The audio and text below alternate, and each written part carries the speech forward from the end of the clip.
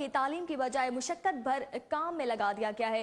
Principal doctor Abid Kaisrani ने तलबा को तालीम की बजाय खिड़कियों को रंगसाजी और माली के काम पर लगा दिया। अहम खबर है, government higher secondary school Kot Chattha के मासूम तालिब इल्म तालीम की बजाय अब मुशक्कत पर लग गए हैं। प्रिंसिपल डॉक्टर आबिद कैसरानी ने तलबा को तालीम की बजाय खिड़कियों और की रंगसाजी और माली के काम पर लगा दिया है। ये मनाजिर भी आप अपनी टेलीविजन स्क्रीन पर मुलाहिजा कर सकते हैं।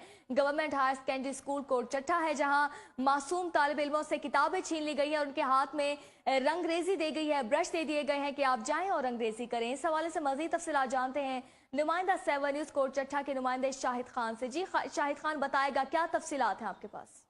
पंजाब का ख्वाब पढ़ा लिखा पंजाब को हवा में उड़ा दिया गया है। स्कूल के बच्चों से रंगसाजी और बिगाड़ का काम लिया जाने लगा है, जैसे बच्चों की तालीमी सरगर्मी मुतासर होने लगी है। मैं आपको बताऊं कि government higher secondary school Kot Chattha है, जहाँ पे मासूम तालिब इल्मों को तालीम के बजाय मुशक्कत भरे कामों पर लगा दिया है।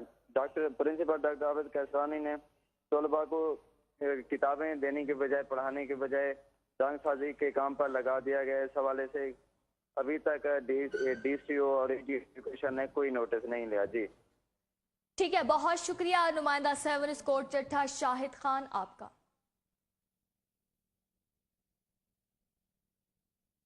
तलबा और तालिबात को तालीम के साथ साथ उनके अंदर कारोबारी रुझान पैदा करना वक्त का तकाजा है। इस हवाले से